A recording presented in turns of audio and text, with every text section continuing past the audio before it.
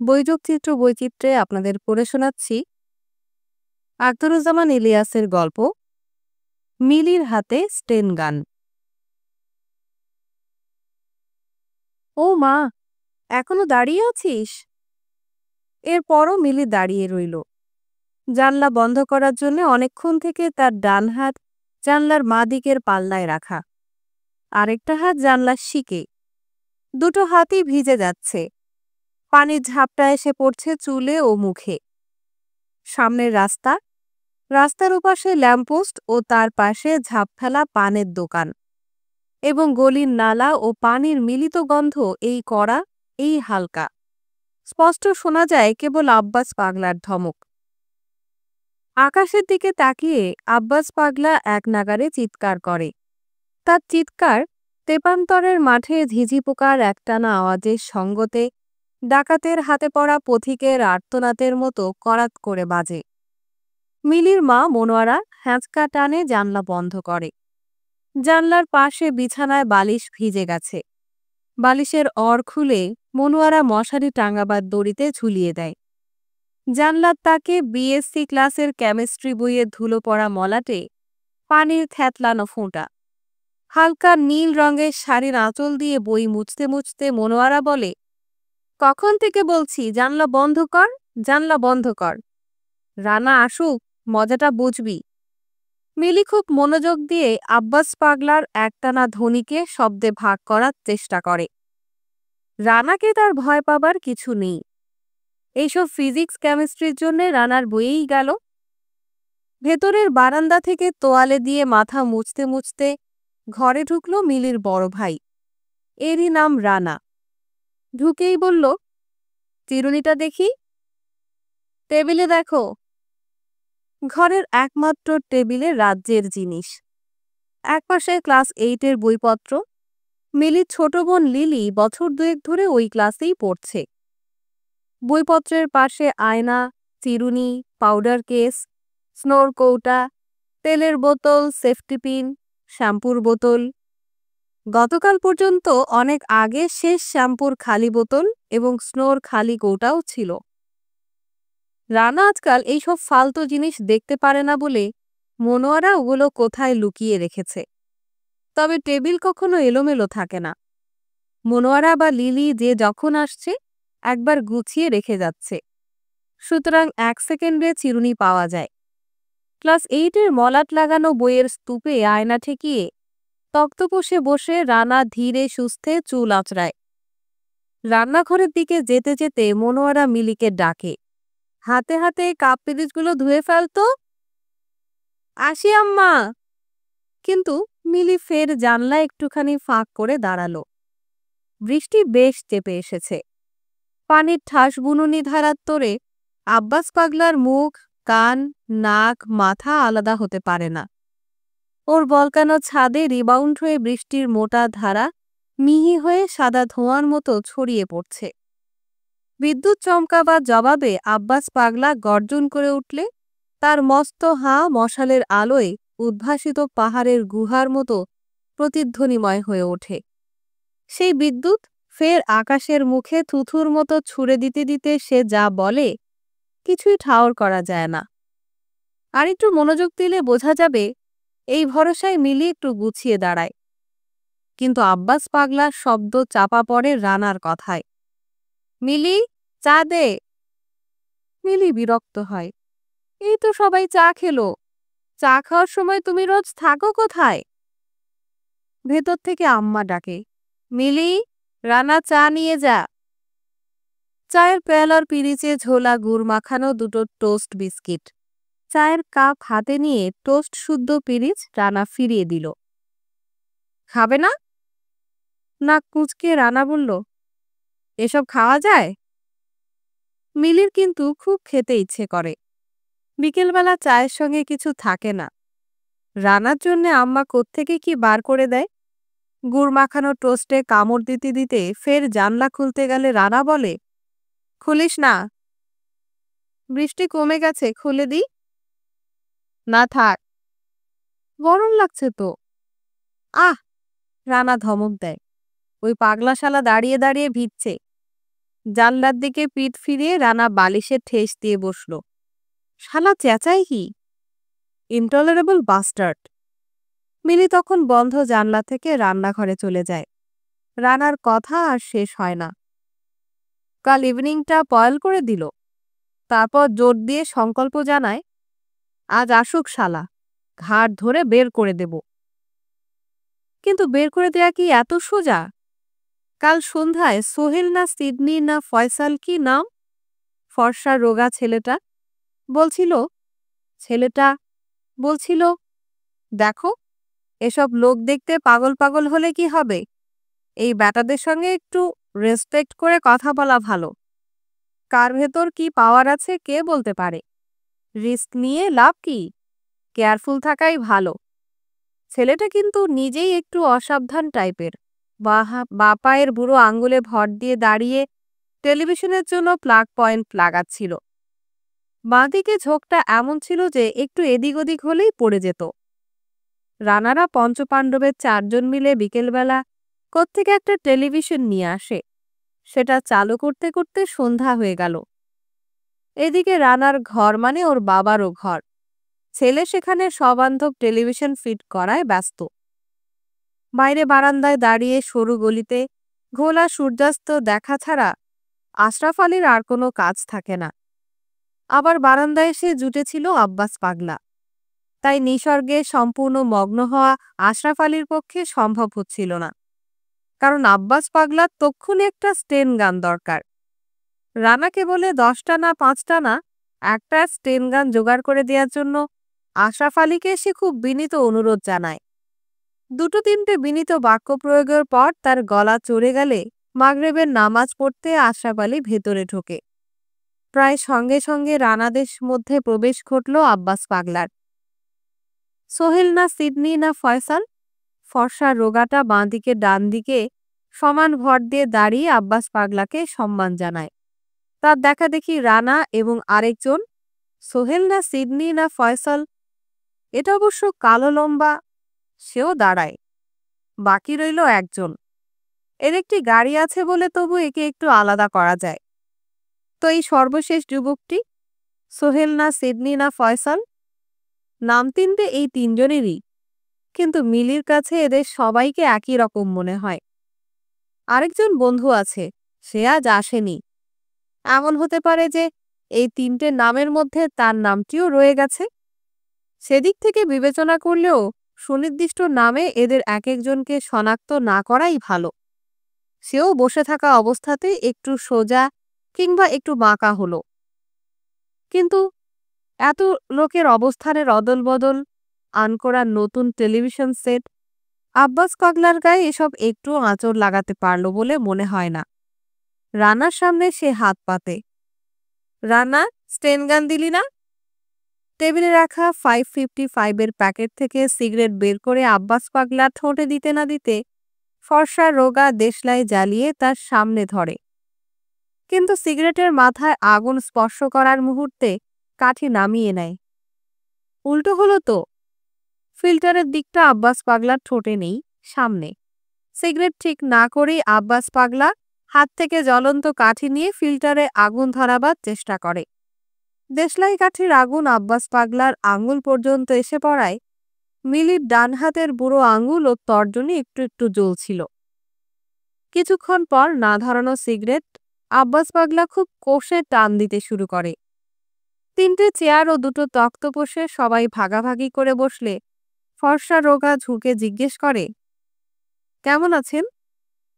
চেয়ারে হেলান দিয়ে বসে আব্বাস পাগলা মহাসুখে না ধরানো সিগারেট টানে। তার চোখে ধোঁয়া লাগার অস্বস্তি পর্যন্ত ফোটে। মিলি নিজের চোখ জোড়ায় সেই অনুপস্থিত জ্বালা অনুভব করার চেষ্টা করল, কিন্তু পারল না। ফর্সা লম্বা বসেছিল তক্তপোষের একধারে। আরও খানিকটা ঝুঁকে গলা আঠালো করে নিবেদন করে, কাল পরশু একটা পারমিট পেতে পারি? জবাবে আব্বাস পাগলা, হোগার মধ্যে ব্যান্ডেজ বান্ধলে সিগারেটের স্বাদ থাকে বলে ফিল্টার টিপড সিগারেট জানলার দিকে ছুঁড়ে মারে। শিকের সঙ্গে ধাক্কা খেয়ে অক্ষত সিগারেট ট্রাঙ্কের আড়ালে পড়ে রইল। আজ সকালবেলা মিলি ওটা কুড়িয়ে নিয়ে গন্ধ শুকে আবার ওখানেই রেখে দিয়েছে। কাল একটা পারমিট পাবো? ফর্সা রোগা আরো ঝুঁকে পড়েছিল। মজনু ভাই ওয়ার্ড দিয়েছে, ম্যানেজ করে দেবে। কি? ফর্সা রোগা দ্বিগুণ উৎসাহে বলে, মজনু ভাই ওয়ার্ড দিয়েছে, আসানুল হক মজনু। ভালো পার্টি পেলে ছেড়ে দেব, না ইউটিলাইজ করব? আপনি যা হুকুম করবেন তাই করব। চেয়ারের ওপর 2 ঠ্যাং তুলে আব্বাস পাগলা হুকুম করে রানাকে, স্টেন গান দে। টেলিভিশনের পর্দায় পুরুষ ও মেয়েদের তোরে দেশাত্মবোধক গান করা দেখতে দেখতে গাড়িওয়ালা বিড়বিড় করে, ইভিনিংটা পয়েল করে দিল। এরপর গত 24 ঘন্টায় রানা এই বাক্যটি কয়েকবার রিপিট করেছে। আব্বাস পাগলা ফের হাত পাতে, কইলাম আমার একটা স্টেন গান দে। একটা স্টেন গান পাইলে ব্যক্তিরে আমি পানির লাহান ফালাইয়া দিবার পারি। স্টেন গান কোথায়? আমি কি? রানা বিরক্ত হতে শুরু করেছিল, কিন্তু ফর্সা রোগার চোখে চোখ পড়তেই কথাটা আর শেষ করতে পারে না। রানার সমস্যার আর অন্ত নাই। কার দিকে টেনে সে কথা বলে? একজন শালা গাড়ির মালিক, ওর বাপও টপ লেভেলের এমপি, আবার সেক্রেটারিয়েট আত্মীয় স্বজনে ভরা।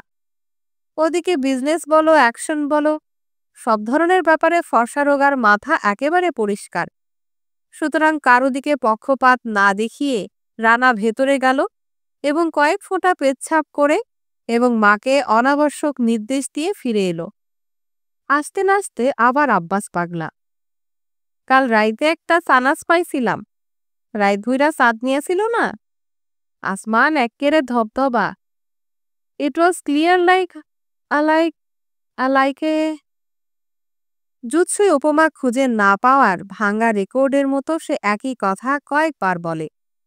কয়েক বছর আগে স্কুলে মাস্টারি করার সময়ও সে প্রচুর উপমা দিয়ে পড়া বোঝাত এবং উপমান ও উপমিতের সন্তোষজনক সামঞ্জস্য না ঘটা পর্যন্ত উত্তেজিত হয়ে কয়েকবার লাইকে বলতো। এই কারণে ছাত্রদের মধ্যে সে লাইকে স্যার উপাধি অর্জন করে এবং নামের অবিচ্ছেদ্য অংশ হিসাবে পাগলা কথাটি যুক্ত হওয়ার আগে পর্যন্ত রোকনপুর, একরামপুর, এমনকি লক্ষ্মীবাজারের একটি এলাকা জুড়ে ওই নামেই পরিচিত ছিল। হঠাৎ উপমা জুটে গেলে আব্বাস পাগলার একই শব্দের পুনরাবৃত্তির অবসান ঘটে। Like a white sheet of paper. একটা পিচ্ছি মেঘভি আসিল না, 1 মিনিট বাদে বাদে কল আসতাছে, অ্যালার্ট থাকো, অ্যালার্ট থাকো, get prepared for the final action. একটু বিরতি দিয়ে সে একটা হুঙ্কার ছাড়ল, আমার ভি আছে, ব্যাগটি বানাইয়া ঠিক কইরা থুইছি, ফাইনাল মেসেজ আইয়া পর ক, আমি স্ট্রং কানেকশন কইরা রাখছি, ইনস্ট্রাকশনের লাইগা ওয়েট করতাছি, দেহি। দিনরাত চেঁচামেচি করার ফলে তার গলা সবসময় ভাঙা ভাঙা। ভাঙা গলা পেরিয়ে এবড়ো-থেবড়ো ধ্বনি বেরিয়ে এসে শ্রোতাদের কানে খোঁচা মারে। এইসব খোঁচাখুচি সামলে নিতে নিতে ফর্সা রোগা জিজ্ঞেস করে, কার ইনস্ট্রাকশন?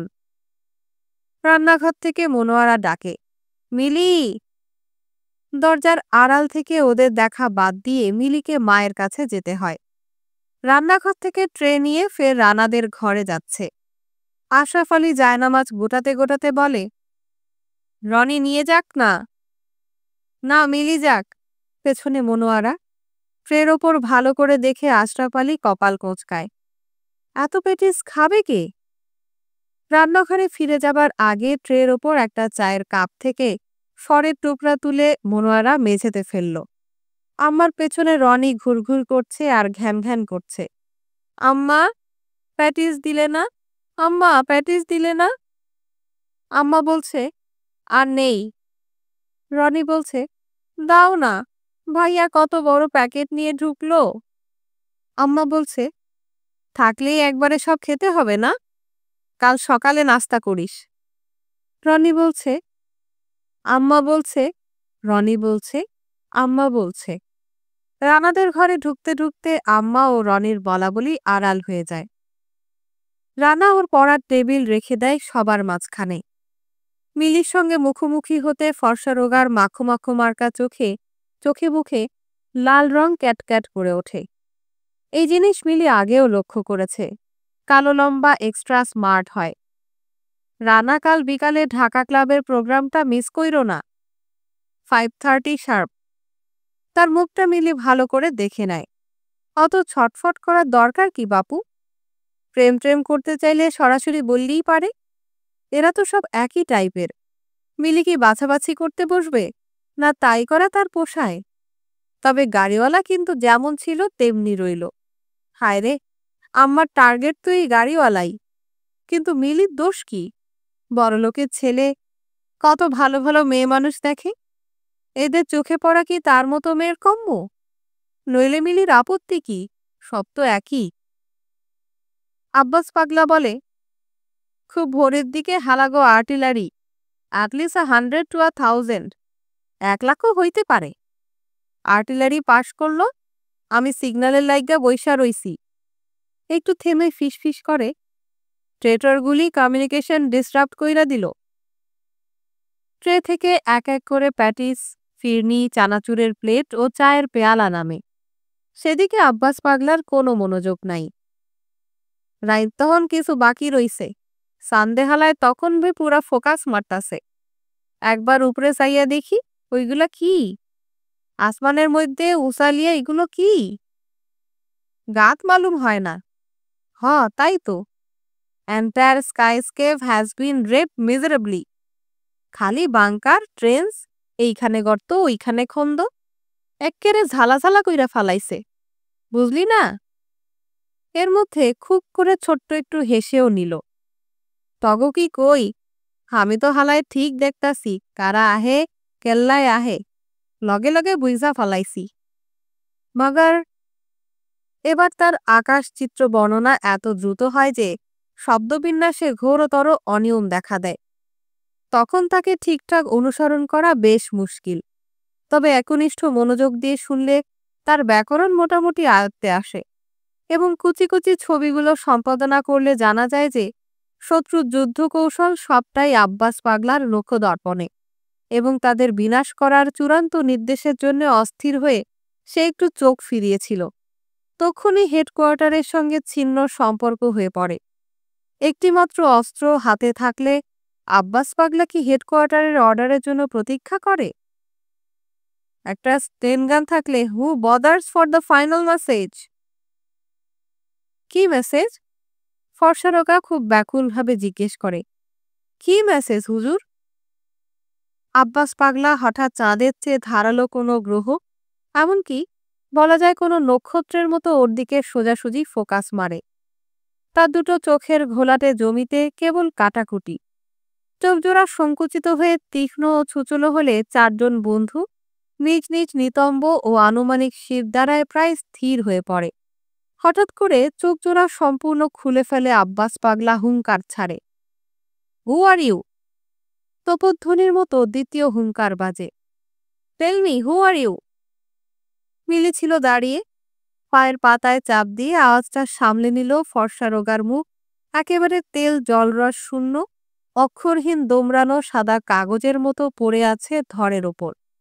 আর একটি হুঙ্কারেই উড়ে যেতে পারে। গাড়িওয়ালা বারবার দরজার দিকে দেখছে। হঠাৎ যদি আব্বাস পাগলার অ্যাকশন শুরু হয় তো প্যাটিস, চানাচুর, ফিরনির প্লেট, চায়ের পেয়ালা, অ্যাস্ট্রে প্রভৃতি বোঝায় টেবিল সরিয়ে নতুন টেলিভিশন সেটের গা ঘেঁষে মেঝেতে রাখা ট্রাঙ্ক টোপকে, এবং last but not the least Abbas পাগলাকে ওভারটেক করে তবে কিনা বেচারা পৌঁছতে পারবে দরজার কাছে। আর গাড়িতে পৌঁছতে ওর ঢের দেরি। গাড়ি রেখে এসেছে বড় রাস্তায়। লম্বা কালো উঠে দাঁড়িয়ে পকেটে হাত ঘষছে। বেচারার হাতের ঘাম কিছুতেই মোছা যাচ্ছে না। কিন্তু সম্ভাব্য আক্রমণ প্রত্যাহার করে নিয়ে আব্বাস পাগলা দরজার দিকে চলে গেল। সুতমারানি, খানকির বাচ্চা, তগ ব্যক্তিরে আমি চিনি। আমার প্যাটের মধ্যে থাইকা ইনফরমেশন বাইর কইরা এনিমি ফ্রন্টে পাঠাইবার তালে আসো না? স্পাইং করণের আগে জায়গা পাইলি না? তারপর বারান্দায় গিয়ে, ও আশরাফ সাহেব, এনিমি স্পাই স্যামরাগো অ্যাসাইলাম দিয়ে বহুত মৌজ মারেন না? বলতে বলতে সে বেরিয়ে যায়। এতক্ষণ দরজার আড়ালে দাঁড়িয়ে থাকার পর আব্বাস পাগলার পেছনে পেছনে মিলি বারান্দায় গেল। একটু পরে মনোয়ারা এসে বলে, এ কি মিলি, এখানে কি? দেখো না। মিলি আঙুল দিয়ে দেখায়। পানের দোকানের সামনে হাত পা নাড়িয়ে আব্বাস পাগলা খুব চেঁচাচ্ছে। আম্মা বিরক্ত হয়েছে। যা, রানা ওদিকে কখন থেকে চিনি চাইছে দেখ। কিছুক্ষণ পর নিজেদের ঘরের জানলায় দাঁড়ালে আব্বাস পাগলাকে মিলি আর দেখতে পায় না। জানলায় দাঁড়াবার একটু পরেই বন্ধুদের সঙ্গে রানা বেরিয়ে গেল। ওরা দোকানে দাঁড়িয়ে সিগারেট কিনছে। ওদের দুজন মিলির জানলার দিকে তাকালো। ঘাড় কিংবা কাঁধ চুলকাবার জন্য আরেকজনকেও এদিকে মুখ ফেরাতে হয়। ল্যাম্পপোস্টের ঘোলা আলো তিনটে মুখে পাউডারের মতো ছড়িয়ে পড়ায় একজন থেকে আরেকজনকে আলাদা করা যায় না। কাল তো তবু আকাশটা পরিষ্কার ছিল। ঝোলা গুড় মাখানো টোস্ট না ছুঁয়ে এক পেয়ালা চা খেয়ে হঠাৎ গাড়ির হর্ন শুনে রানা আজ বেরিয়ে গেল। তখন বেশ বৃষ্টি পড়ছে। অনেক রাত করে রানা ঘরে ফিরলে মনোয়ারা দরজা খুলে দেওয়ার শব্দে মিলি জেগে ওঠে। রাস্তায় আব্বাস পাগলা তখন লম্বা বিরতি দিয়ে হাততালি দিচ্ছে। খেয়ে এসেছি, জড়ানো স্বরে খবরটা জানিয়ে রানা আব্বার ঘরে ঘুমাতে গেলে আম্মা এই ঘরে আসে। মিলির পা দুটো ঠিক করে নিজের বিছানায় বসে আম্মা একা একা পান সাজে। কোথায় যায়? এত রাত করে কোথায় থাকে? মায়ের নিঃশ্বাস ওই তক্তপোষ থেকে মেঝেতে এবং মেঝের হিম ও ছোট শূন্যতার আর্দ্রতা নিয়ে মিলির গায়ে শিরশির করে। তার উঠে পড়তে ইচ্ছা করে। আম্মাকে ভুলভাল একটা পান সাজিয়ে দিলে হতো, কিন্তু মিলি জেগে আছে টের পেলে সশব্দ নিঃশ্বাস চেপে রাখা ছাড়া আম্মার আর উপায় থাকবে না। মিলি তাই শুয়েই থাকে এবং এই ওলটপালট সময় রানার কবে যে কি হয় এই ভাবনা মাথায় খামচা দিলে তাকেও কয়েকটা নিঃশ্বাস গিলে ফেলতে হয়। আম্মার ভাবনা আম্মার, রানার জন্যে ঘরের এত স্ত্রী আসছে, তার সঙ্গে একটু রয়ে শুয়ে কথা না বললে কি চলে? আবার মিলির ভাবনা মিলির, কারো চোখেই তাই জলের সঞ্চার হয় না এবং মিলির চোখ করকর করে। তখন পাশ ফিরলে স্বস্তি পায়। এইভাবে রাত্রি গড়ায়। বাইরে আব্বাস পাগলার হাততালি এখন স্পষ্ট ও উচ্চ শব্দ। তালির মাঝে বিরতি খুব দ্রুত কমে আসছে। আর তাক তাক তাক তাক তাক তাক তাক তাক, এই তালের নিয়মিত ও দ্রুত পেটায় বাইরে নীরবতা সংহত। আম্মার একাকী জাগরণের নিঃশ্বাসের পটভূমিতে তাক তাক তাক তাক তাক ক্রমেই তেজি হয়। কিছুক্ষণের ভেতর ভারী হাতের গলি কাঁপানো তালি দেখতে দেখতে আম্মার নিঃশ্বাস প্রশ্বাস সব হ্রাস করে ফেলে। জানলা দিয়ে হাততালির ধ্বনি ছলকে ছলকে এসে ঘরময় থুই থুই ভাসছে। মিলি চোখে মুখে ছলাৎ ছলাৎ ঝাপটা মারে তাক তাক তাক তাক তাক হাততালি। তাক তাক তাক তাক তাক, মিলির চোখ জলময়। তাক তাক তাক তাক তাক, তার চোখ জোড়া নিঃশব্দে বন্ধ হয়। চোখের জল ভরা শ্বাসে এখন অন্ধকার। তাক তাক তাক তাক তাক, চোখের পানি ঘন হতে হতে কালো মেঘের আকার ও রং পায়। অন্ধকার এখন নিশ্ছিদ্র। তাক তাক তাক তাক তাক, অন্ধকারের ভেতর ডিমের মধ্যে বড় হাওয়ার স্পন্দন অনুভব করা যায়। তখন সেই হাততালির সঙ্গে পা ফেলে মিলি একটা উঁচু ক্রেনের সিঁড়ি বেয়ে ওপরে উঠতে থাকে। ক্রেনের মাথায় রেলিং ঘেরা ছোট্ট একটি জায়গা। রেলিংয়ের ওপর আব্বাস পাগলা, তার হাতে তালির বদল এখন স্টেন গান। রানা এবং ফর্সা রোগার হাতে মিলি এই জিনিসটা আগেও দেখেছে। এর নাম স্টেন গান হতে পারে, আবার নাও হতে পারে। আর এত নিচে থেকে জিনিসটা স্পষ্ট ঠাহর করা কঠিন। আকাশের দিকে তাক করে আব্বাস পাগলা নিশানা ঠিক করছে। যুদ্ধরত শত্রু সৈন্যরা মিলির দৃষ্টির অনেক বাইরে। আব্বাস পাগলা ক্রেনের সিঁড়ি বেয়ে আরও উপরে উঠে যাচ্ছে বলে তার এলোমেলো উড়ন্ত চুলের কালো শিখা ছাড়া আর কিছু নজরে পড়ে না। কোমরে শাড়ি জড়িয়ে নিয়ে মিলি সিঁড়ির ধাপ ভাঙছে। আব্বাস পাগলা চুল কালো আগুনের মতো দপদপ করে জ্বলে। সেই দিকে চোখ রেখে সে উপরে উঠছে। এক ধাপ করে মিলি বেশ অনেকটা উঠে পড়ে। হঠাৎ মিলির সমস্ত শরীর দুলে উঠল। তাড়াতাড়ি উঠতে গিয়ে তার পা ফসকে গেছে। অনেক ওপরে কালো আগুনের শিখা। মিলি পড়ে যাচ্ছে গভীর নিচের খাদে। তবে ভূমি স্পর্শ করার আগেই তার চোখ খুলে যায়। দেখে ঘরে ঘন ঘোর অন্ধকার। পাশের বিছানায় মায়ের মিহি সুরের নাক ডাকা ও নিজের বিছানায় লিলির নিঃশ্বাসের একটানা আওয়াজ। মিলির তখন মুখের তালু খা খা করছে। তা তখন দারুণ পানির পিপাসা। স্বপ্নকে মুহূর্তে স্বপ্ন বলে শনাক্ত করতে পারলেও তার খুব ইচ্ছা করে জানালা খুলে ওপরে যতটা পারে একবার দেখে নেয়। কিন্তু ক্রণের সিঁড়ি এতগুলো ধাপ ভাঙা এবং পা ফসকে নিচে পড়ার ক্লান্তিতে চোখ জড়িয়ে আসছে। পানি আর খাওয়া হয় না। জানলা খোলার জন্য ওঠার আগেই মিলি ঘুমিয়ে পড়ে। ট্রেন থেকে নেমে এসে পরদিন দুপুরে আব্বাস পাগলা ওর মুখোমুখি দাঁড়ালো। বেলা 1টা-1:30টার দিকে বাইরের দরজায় কড়া নাড়া শুনে দরজা খুলতেই সামনে আব্বাস পাগলার জখম হওয়া ট্রাকের মতো থ্যাবড়ানো মুখ। রানা কই? রানারে ডাক। বাসায় নেই। নেই? আব্বাস পাগলা মুখ ভ্যাংচায়। নেই? নাই কেল্লায়? কই গেছে? কারে হাইজ্যাক করব? 2 ঘন্টা আগে দেখলাম মস্তানগুলি টেলিভিশন লইয়া আইল।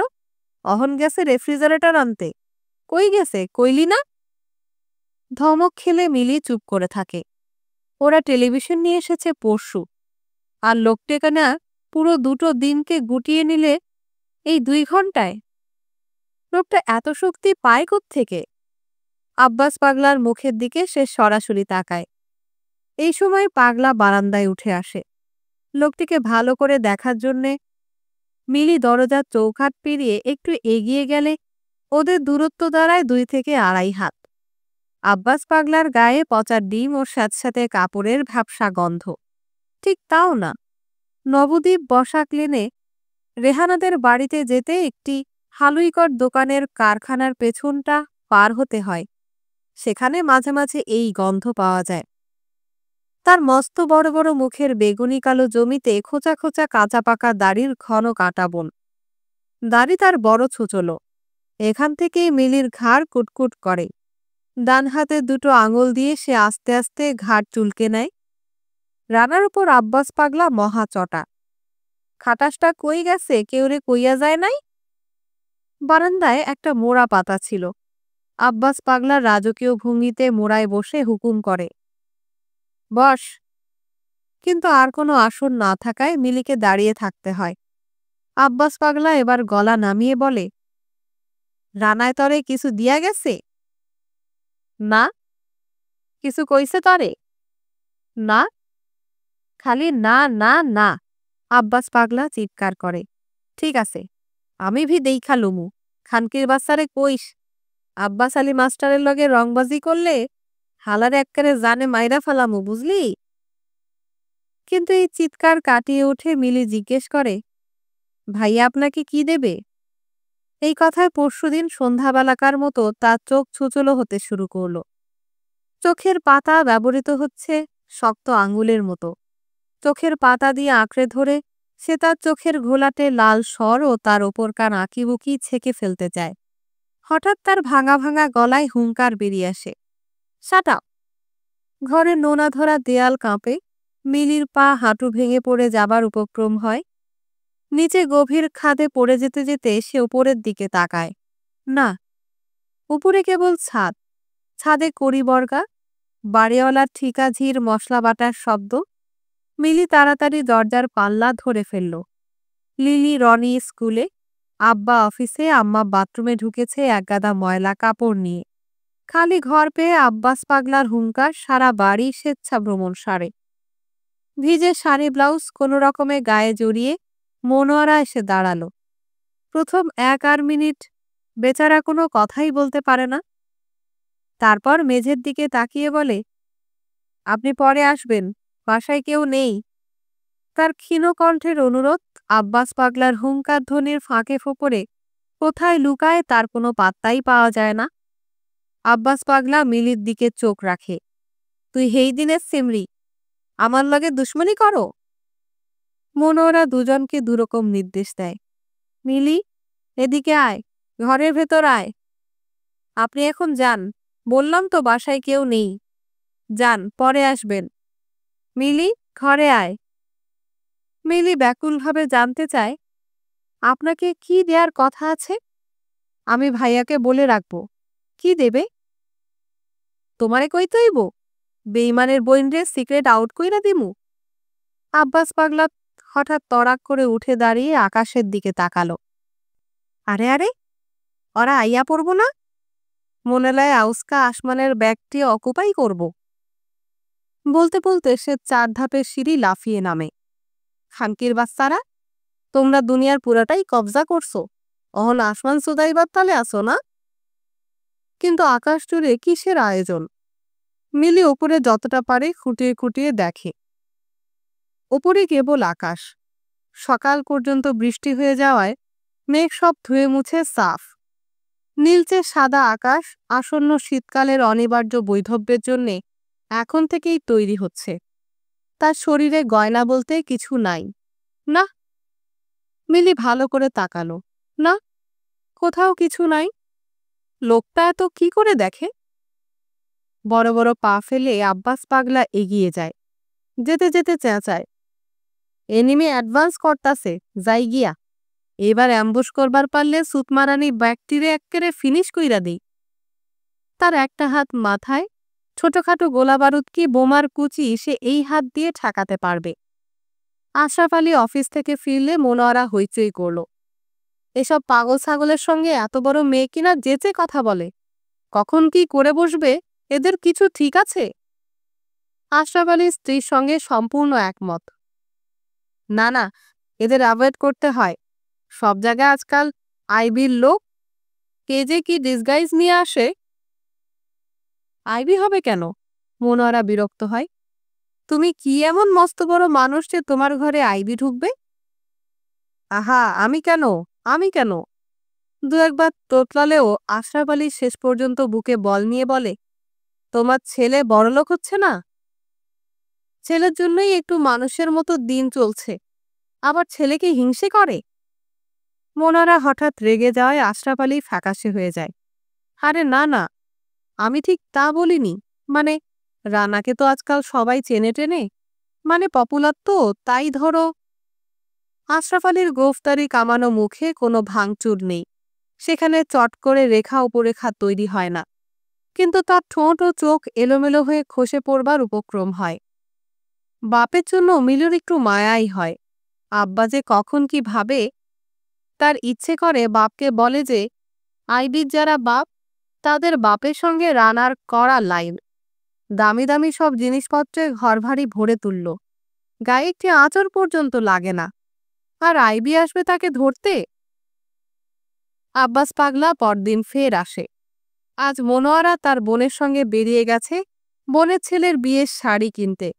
দরজায় ধাক্কা শুনে মিলি একবারে মোড়া হাতে দরজা খুলল। আব্বাস পাগলা প্রথমেই বলে, রাইখা যায় নাই? না। মোড়ার ওপর আব্বাস পাগলা ধপাস করে বসে পড়ে। তাকে হতাশ ও উদ্বিগ্ন দেখায়। রানায় আউস্কাও দিল না? না। তার গলায় একটু অভিমান। আমার প্রবলেম বুঝবার চায় না। তামাম রাইত আমার ঘরের উপরে মেশিন গানের গুলি ছুটছে। কাউলকা বেলা 2টা বাজলে আমারে সিগন্যাল পাঠাইল, স্পেশাল মেসেঞ্জার পাঠাইছিল। আমার কানের মধ্যে লাইট মারল, পরে চোখের উপরে সাউন্ড পাইলাম। হালাই কি চোখা সাউন্ড! চোখের পাতা আমার খালি ফাল পারে, like like like a bumping স্যাভোজেট। কি? না, রাত 2টা বাজলে দুশ্মনে পজিশন লইব। কোন জায়গায়?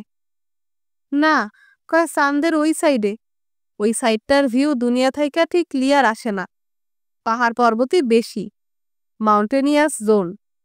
পাহাড়ের মধ্যে গাতুত আছে না, দুশ্মনে হালায় গাতগুলিরে আর্টিলারি বানাইয়া রাখছে। আব্বাস পাগলা কথা বলে যাচ্ছে এক নাগারে। একবার সে মিলিকে বোঝায়, একবার আকাশ দেখে।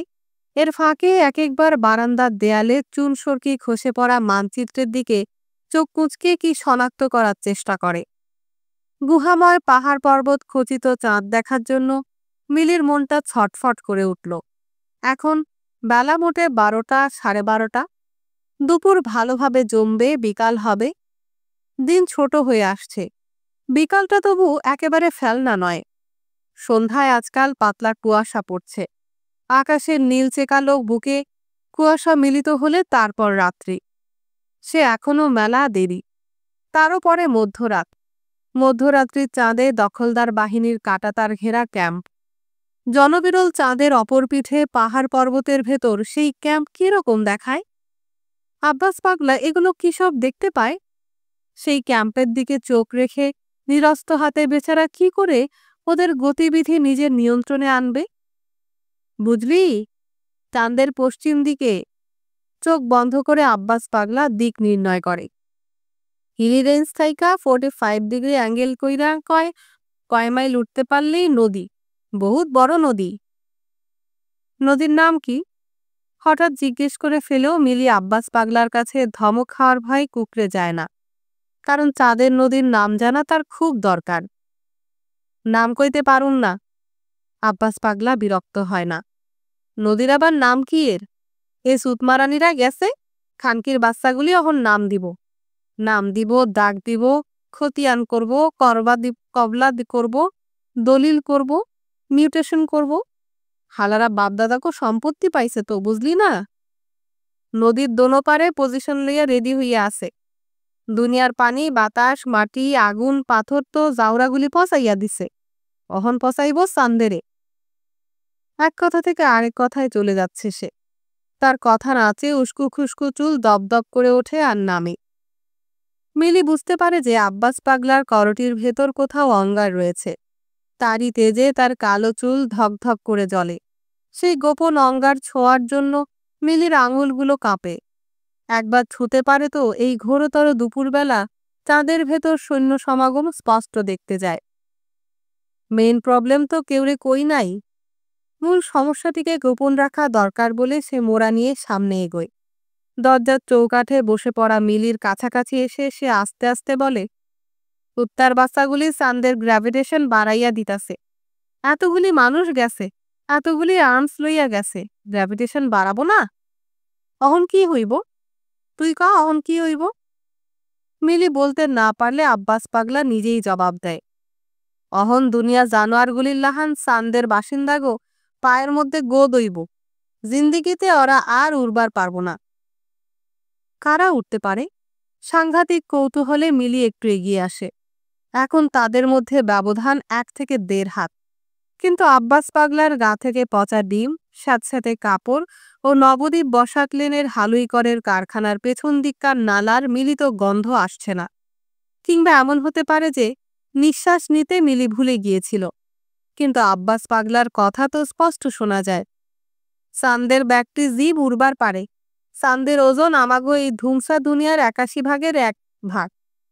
আর উড়ব না কেল্লায়? তুই সায়েন্স পড়লে আমারে এতটি কথা কইতে হয়? তবে মিলি বিজ্ঞান পড়েনি বলে আব্বাস পাগলা রাগ করে না, বরং ছোট্ট করে একটু হাসে।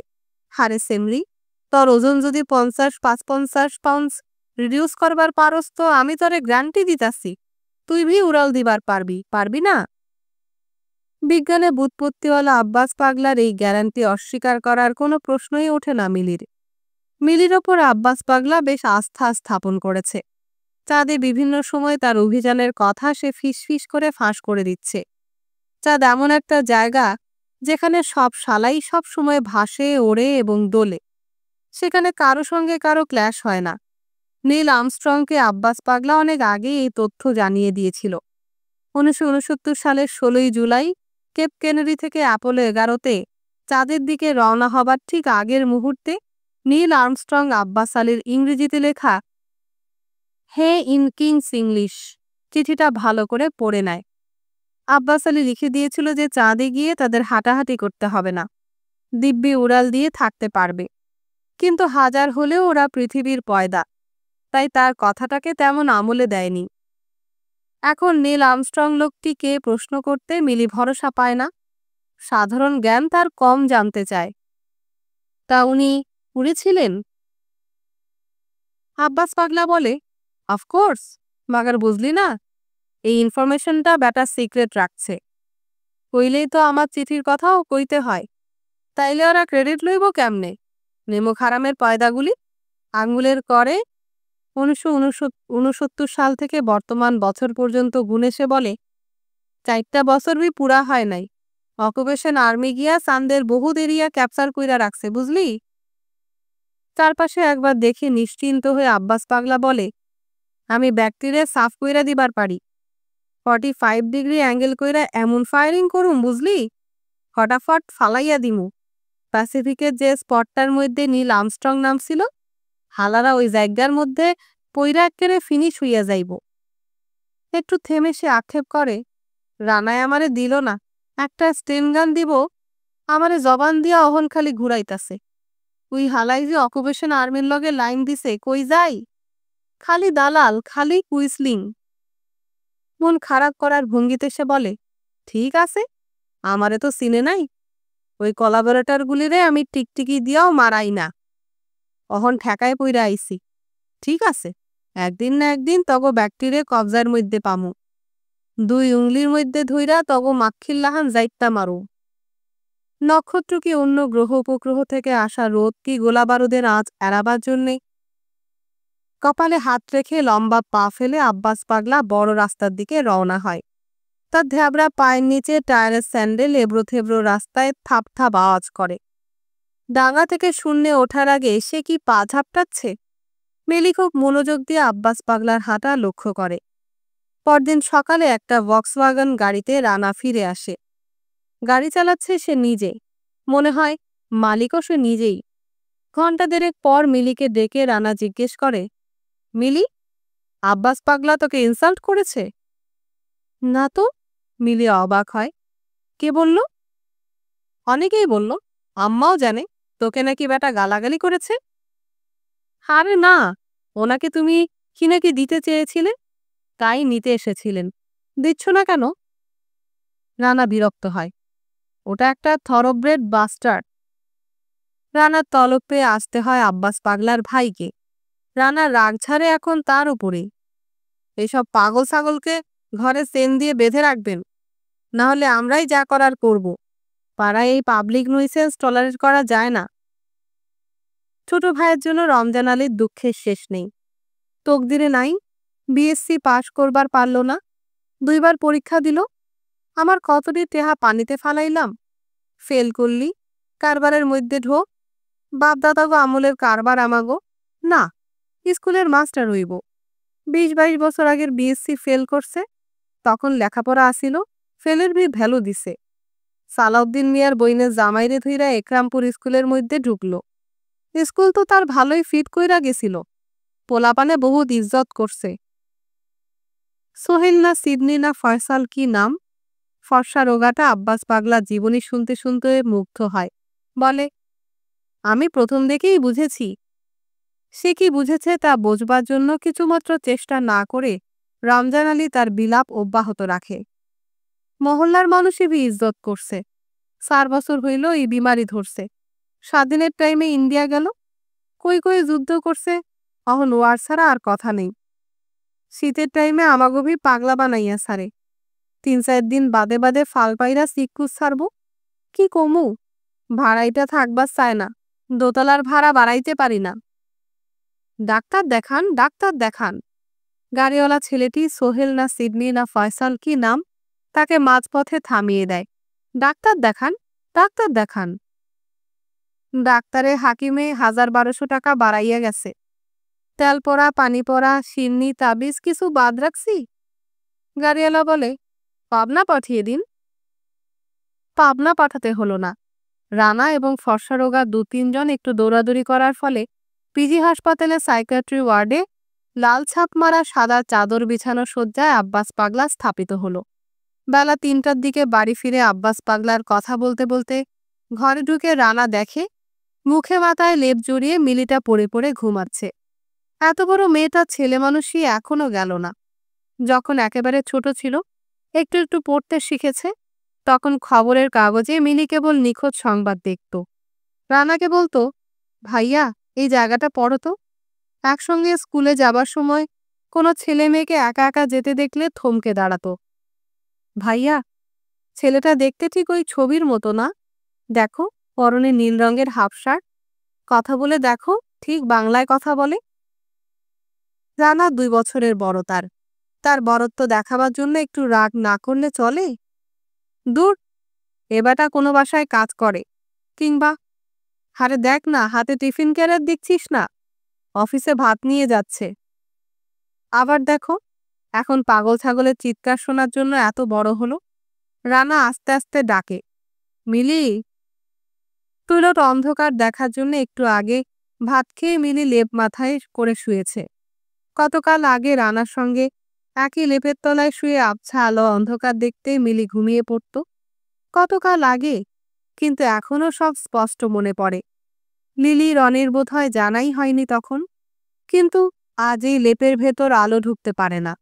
নতুন তুলোতে ঠাসা লেপের ভেতর নিশ্ছিদ্র অন্ধকার। অনেকক্ষণ একনাগাড়ে দেখলে লেপের পাতলা অরে একটি রেখা চোখে পড়ে, রোগা একটি রেখা। সেই রেখা আস্তে আস্তে হৃষ্টপুষ্ট হলে বোঝা যায় যে সেখানে একটি স্রোতস্বিনী প্রবাহিত। স্রোতস্বিনী বেশ বেগবান, জল স্বচ্ছ ও শীতল। দুই তীরে অস্ত্রসজ্জিত দুই সারি মানুষের নেগেটিভ রেখা। তাদের স্পষ্ট রূপ দেখার জন্যে সমস্ত মনোযোগ দিয়ে মিলি প্রাণপণে চেষ্টা করছে। এমন সময় শোনা যায়, মিলি। মিলি ধরফর করে উঠে বসল।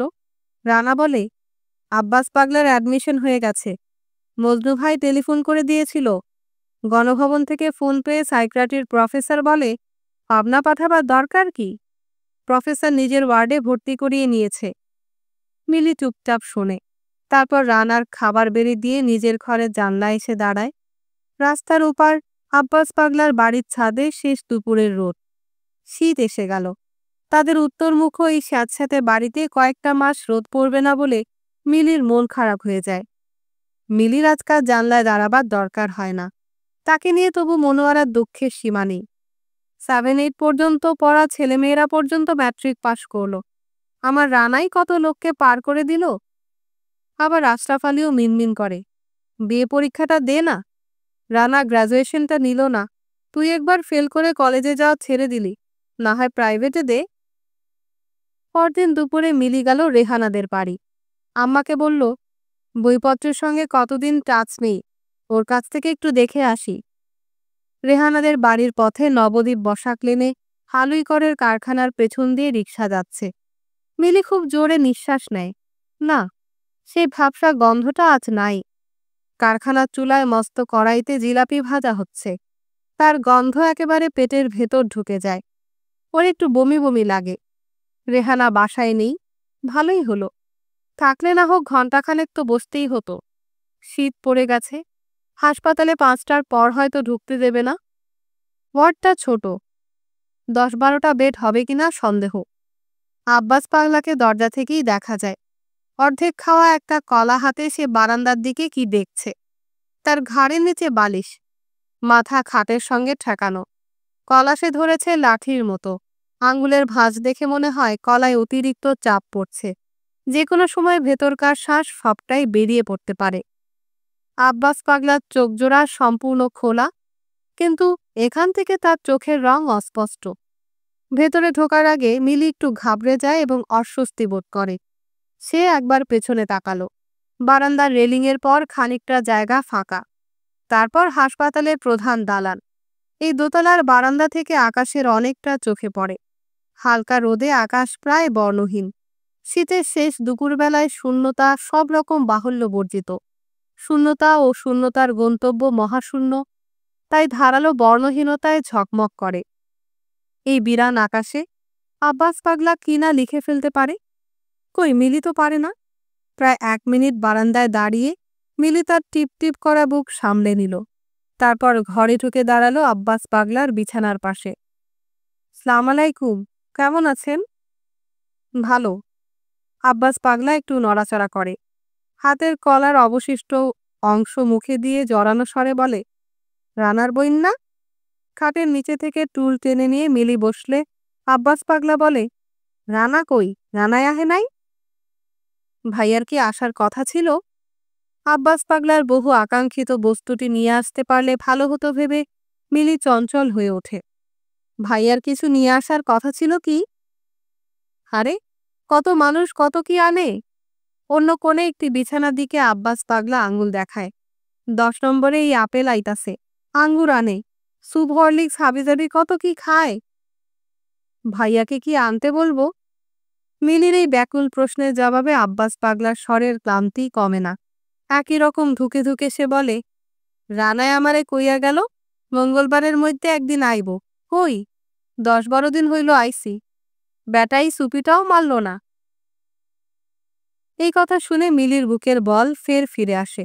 সময়ের প্রচলিত বিভাগকে লোকটা অগ্রাহ্য করে। হাসপাতালে ভর্তি হয়েছে 1.5 মাস তো হবেই। 1.5 মাস সময়কে একটি সংক্ষিপ্ত বাক্যে সে 1 সপ্তাহে ছেঁটে ফেলতে পারে। মিলি জিজ্ঞেস করে, ওকে কিছু বলবো? কইবি না?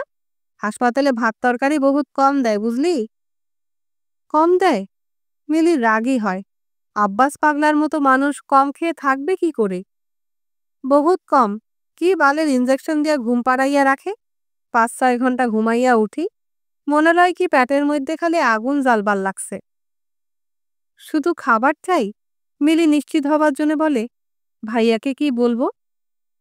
আমার বহুত ভুক লাগে রে। তার খালি পেট আরো ফাঁকা করে একটি দীর্ঘশ্বাস বেরিয়ে আসে। রানায় একটা ধামকি দিলে হালারা আমার ভাতের কোটাটা বাড়াইয়া দেয় বুঝলি না। এইসব শুনতে শুনতে মিলি দেখছিল দরজার ওপারে বারান্দা, বারান্দার রেলিং ডিঙ্গিয়ে হাসপাতালের মূল দালান। এই উঁচু দালান দিয়ে মহাশূন্য আড়ালে পড়ে গেছে। না, এখানে শুয়ে সৈন্য সমাবৃত মহাকাশ দেখার কোনো উপায় নাই। কিন্তু রাত্রিবেলা ঘুমিয়ে পড়লে আকাশ ও গ্রহ নক্ষত্র জুড়ে অস্পষ্ট সৈন্যবাহিনীর সমাবেশ মিলে একটু একটু দেখতে পারে বইকি। আজ ভাঙা চাঁদের সঙ্গে সাটা গোল চাঁদের ছায়া। কোন একটা উঁচু ছাদ কি পানির ট্যাঙ্কের মাথায় কি ট্রেনের সবচেয়ে উঁচু তাকে দাঁড়িয়ে আব্বাস পাগলা ওকে আঙুল দিয়ে দেখাচ্ছে। দূর সেমরি, ওই তো। আরে তুই কি কানা হইলি? আরে ওই তো ট্যাঙ্ক দেখতাছস না? সান্থাইকা ওইগুলি আসমানে গেলে উড়বো বুঝলি। মাটির উপরে নামলে ছুটবো। Like like like electricity. Electric কারেন্টের লাহান ছুটবো বুঝলি না। মিলি একটু একটু দেখতেও পাচ্ছে, ওই তো ট্যাঙ্ক। যুদ্ধের পর টিকাটুলিতে খালাম্মার বাড়ির দোতলা থেকে ওরা এইসব ট্যাঙ্ক দেখে এসেছে। তবে ওইগুলো চলে পানিতে ও ডাঙায়। আর এগুলো? আব্বাস পাগলা বলছে, এইগুলি উড়ালভি দিবার পারে। এইগুলির মধ্যে ইবলিসের ব্রেন ফিট করা বুঝলি না। ব্রেনওয়ালা সেই সব ট্যাঙ্ক মিলির চোখের সামনে স্পষ্ট আকার নিতে শুরু করেছে। এমন সময় শুরু হলো প্রবল গুলিবর্ষণ। সমস্ত আলো নিভে গেল, কাউকে আর দেখা যাচ্ছে না। ইস, এই গোলাগুলির জবাব দেওয়ার মতো একটা গ্রেনেডও আব্বাস পাগলার সঙ্গে নাই। মিলির রাগ হয়। তোমাদের ঘরে ঘরে স্টেনগান, এলএমজি, এসএমজি, তোমাদের পকেটে পকেটে রিভলভার, পিস্তল, তোমাদের বগলে কুঁচকিতে গ্রেনেড, একটিমাত্র অস্ত্র দিয়ে এই লোকটির হাত দুটোকে তোমরা তৈরি করতে দিলে না। দেখো কিরকম ফায়ারিং চলছে। এখন তোমরা কি করবে? মিলি, এই মিলি, খাট থেকে নাম, নিচে নেমে শুয়ে পড়। গুলিবর্ষণের প্রবল আওয়াজে আম্মার ফিসফিস কথা ভালো করে বোঝা যায় না। মিলি উঠে বসল। ঘর অন্ধকার, দরজা জানলা সব বন্ধ। ঘরের ওপরের দিকে ভেন্টিলেটর দিয়ে আবছা আলো আসছে। ছাদের 2 বর্গার ফাঁকে চুন সুরকি খসা একটা ছোট্ট জায়গায় পড়ে সেই আলো আর নিচে নামেনি। রনি বলে, আপা মেঝের উপর শুয়ে পড়ো। লিলি কাঁদো কাঁদো গলায় বলে, জানলার ওপারেই। মিলিকে কে যেন টেনে মেঝেতে প্রায় গড়িয়ে নামালো। তাদের এইসব কাণ্ড কারখানায় মিলির হাসি পায়। চাঁদে নিজেদের অবস্থান সুদৃঢ় করার জন্য শত্রু সৈন্য নিচে গোলাবর্ষণ করে চলেছে, আর এরা ধরে নিয়েছে যে গুলি চলছে জানলার বাইরের গলিতে। এদের এখন বাঁচায় কে? কানের একেবারে কাছে শোনা গেল, সরে যা, জানলা দিয়ে গুলি। মনোয়ারার বাক্য অসম্পূর্ণ থাকে। গলিতেই না ভাইয়া? এবার রনির গলা, না না, ভাইয়া যে বলল বড় রাস্তা। লিলি শেষ করতে না করতে আশরাফ আলী সাবধান করে, আহ, বেশি কথা বলো কেন? কে কোথায় শুনে ফেলবে। গোলাগুলির চেয়ে আইবির লোকের ভয় আশরাফ আলী বেশি তটস্থ। বোধহয় বড় রাস্তায়। রানা হামাগুড়ি দিয়ে ঢুকে এই কথা বলল বটে, কিন্তু তার চাপা স্বরে বোঝা যায় বেচারা খুব নার্ভাস হয়ে পড়েছে। অন্ধকারে তার হাতে ধাতব অস্ত্রের শীতলতার টের পাওয়া যাচ্ছে। তার হাতের অস্ত্রের কথা কি সবাই বুঝতে পেরেছে? সেজন্যই কি মনোয়ারা, আশরাফ আলী এবং রনি ও লিলি একেবারে চুপ হয়ে গেল? গুলিবর্ষণ বন্ধ হওয়ার মিনিট 20 পর মনোয়ারা চাপা অনুনয় উড়িয়ে দিয়ে রানা চলে গেল নিজের ঘরে। ওর ঘর মানে ওর বাবারও ঘর। তবে আশরাফ আলী নিজের ঘরে না গিয়ে শুয়ে থাকে এই ঘরের মেঝেতেই। ভোর হওয়ার আগে আগে আব্বা ও রানার ঘরে মিলি গিয়ে দেখে যে টেবিলে মাথা রেখে রানা চেয়ারে বসে রয়েছে। তার বড় বড় চুল ছুঁয়ে আলগোছে শুয়ে রয়েছে ছিদ্রওয়ালা একটা লোহার অস্ত্র। যুদ্ধের পর এই জিনিসটি নিয়ে রানা বাড়ি ফিরেছিল। এটা নিয়ে ভাইয়া তখন কত কথা বলতো।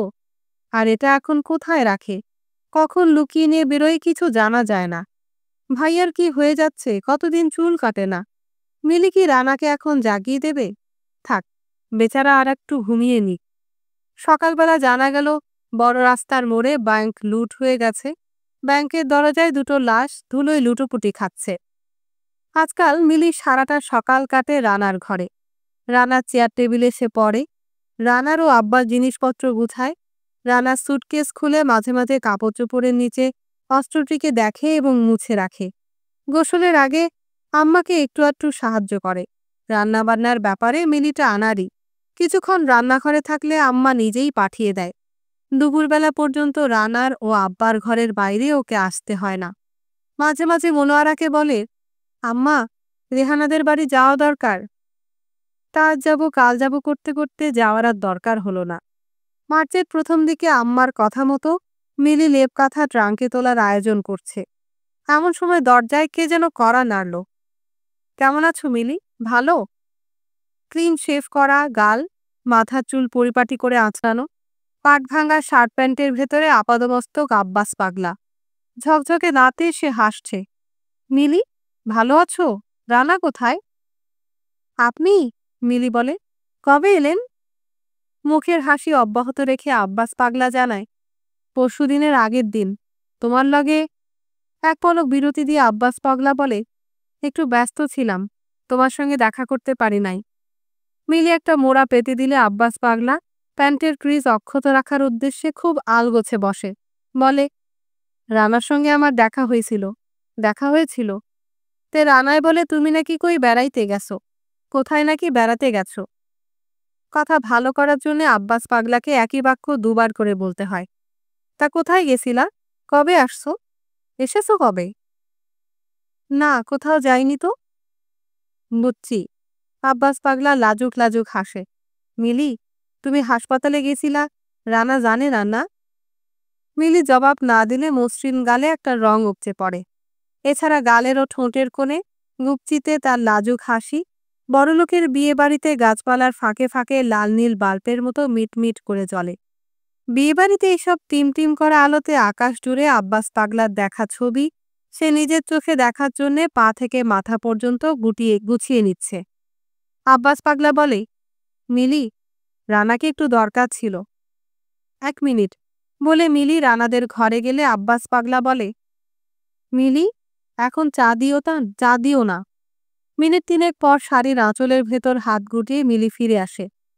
রানা নাই না? রানার সঙ্গে একটু দরকার ছিল। এই জন্যে তো। আঁচলের ভেতর থেকে হাত জোড়া বের করে মিলি তার দিকে বাড়িয়ে দিল। আব্বাস পাগলা তখন মোড়া থেকে উঠে দাঁড়ায়। এ কি? মিলি 2 হাতে শিশুর মতো করে শোয়ানো স্টেন গান এগিয়ে ধরল। তাড়াতাড়ি নিন, আম্মা এসে পড়বে। আব্বাস পাগলার ফিটফাট মুখ ঝুলে পড়ে। তার মুখ এখন একরঙা, মানে কেবলই কালো।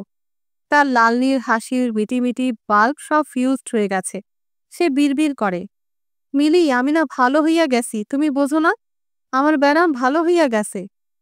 কিন্তু মিলির হাতের ভঙ্গি অপরিবর্তিত। সে কেবল আব্বাস পাগলার চোখ দেখছে। ওই চোখ জোড়ায় দেখা সমস্ত ঘটনা মিলি নিজে দেখতে পারলেই আব্বাস পাগলার সঙ্গে ও শত্রুপক্ষ ঠেকাবার কাজে নেমে পড়তে পারে। কিন্তু আব্বাস পাগলার চোখের বহুবর্ণ জমি ঘুমের মুখ ঘষায় ঘষায় পানসে সাদা হয়ে গেছে। তার 2 চোখের রং জ্বলা কালো মণি পদ্মপাতায় জলের মতো টলমল করে। কখন পড়ে মিলি তাই বলে, ও, রানারে একটু বুঝাইয়া কইও। রানারা কয় বন্ধু একটা ইন্ডিটিং ফার্ম করছে। রানা ইচ্ছা করলে আমারে প্রোভাইড করতে পারে। মিলির চোখ জোড়া এখন সম্পূর্ণ হাট করে খোলা। মনে হয় চোখের গহ্বরে আব্বাস শুদ্ধ বারান্দাটা গ্রাস করে নেয়ার জন্য মনে মনে সে মন্ত্র পড়ছে। আব্বাস মাস্টারের গা শিরশির করে ওঠে। তার সাফসুত্র মাথার কাঠামো একটুখানি কাঁপে। মিলি, আমি ভালো হইয়া গেছি। আচ্ছা আসি। বলে আব্বাস মাস্টার বারান্দা থেকে টলমল করে নামতে না নামতে মিলি ঘরে ঢুকে দরজা বন্ধ করে দিল। ঘরে সে মিলি 8 মিনিটও দাঁড়ায়নি। ভেতরের বারান্দার সিঁড়ি দিয়ে সোজা ছাদে উঠে সে দেখে যে ধোয়া মোছা মসৃণ ঘাড় নিচু করে গুটি গুটি পায়ে হেঁটে যাচ্ছে আব্বাস মাস্টার। গোলগাল মুন্ডুটা তার অতিরিক্ত নোয়ানো, এটা তার ধরের সঙ্গে কোনো মতে সাঁটা। তার পেছনে আরেকটি মানুষ, এর মাথা ভর্তি ঝাঁকড়া চুলওয়ালা মাথাটিও সংশ্লিষ্ট ধরের ওপর ঢিলেঢোলাভাবে ফিট করা। কয়েক পা এগিয়ে গেলে এই দুটোর কোনটা যে আব্বাস মাস্টারের তা ঠাহর করা যায় না। এদের পর আর একজন পানের পিক ফেলে উল্টো দিকে হাঁটে। পরের লোকটি হাঁটে পানের পিক না ফেলে। এরপর দুজন লোক হাঁটছে পাশাপাশি। ডান দিকেরটা চশমার ভেতর দিয়ে মিলিকে দেখতে দেখতে হাঁটে, চশমাবিহীন বাঁ দিকেরটা হাঁটে মিলিকে না দেখতে দেখতে। এইসব পার্থক্যে কিছু এসে যায় না, কারণ গলির মাথায় পৌঁছবার আগেই সবগুলো মুখ একই রকম ঝাপসা হয়ে আসে। ওখানে বড় রাস্তায় বড্ড ভিড়। ট্রাফিক পুলিশের বাঁশির সবেরাম শব্দে রিকশা, স্কুটার, হোন্ডা, কার, বাস, ট্রাক, ঠেলাগাড়ি এবং পথচারীরা সব একই তালে এবং একই গতিতে নড়াচড়া করে। একটি থেকে আরেকটিকে আলাদা করে শনাক্ত করা যাচ্ছে না। একই রংবাজি শুরু হলো। দুপুরবেলার রোদে মানুষ ও যানবাহন ও রাস্তা ও ট্রাফিক পুলিশের দাঁড়াবার উঁচু জায়গা ও ফুটপাত ও রেস্টুরেন্ট ও দোকানপাট ও তারের জটামাথায় ইলেকট্রিক পোল সবাই মিলেমিশে দলা পাকিয়ে যাচ্ছে। ওমা, এ কী ধরনের রোদ! আকাশের দিকে মুখ তুললে মিলি টের পায় যে চারদিকের বাতাস চাপা হয়ে আসছে। চাঁদ তাহলে এতক্ষণে শত্রুর কবজায় চলে গেছে। দখলকারী সেনাবাহিনীর এক নাগার বোমাবাজিতে তাদের হালকা মাটির ধুলা এবং বারুদের কণা নিচে ঝরে পড়েছে। রোদ ও বাতাস তাই ধোঁয়াটেও ভারী। শ্বাস নিতে কষ্ট হচ্ছে বই কি। হাতের স্টেনগানের ইস্পাতে আঙুল বুলাতে বুলাতে পায়ের পাতায় চাপ দিয়ে মিলি আরও ওপরে দেখার চেষ্টা করে। রাস্তায় মানুষজন ও যানবাহন তো বটেই, ইলেকট্রিক তারের জটাধারী পোল এবং আশপাশের ছাদের টেলিভিশনের অ্যান্টেনাগুলো পর্যন্ত তার চোখের লেভেলের নিচে। তবে কিনা চাঁদের রেঞ্জ এখনো মেলা দূর। ওকে তাই দাঁড়াতে হয় পায়ের আঙ্গুলে ভর দিয়ে। এতে হচ্ছে না। এবার একটা উড়াল দেওয়ার জন্য মিলি পা ঝাপটায়।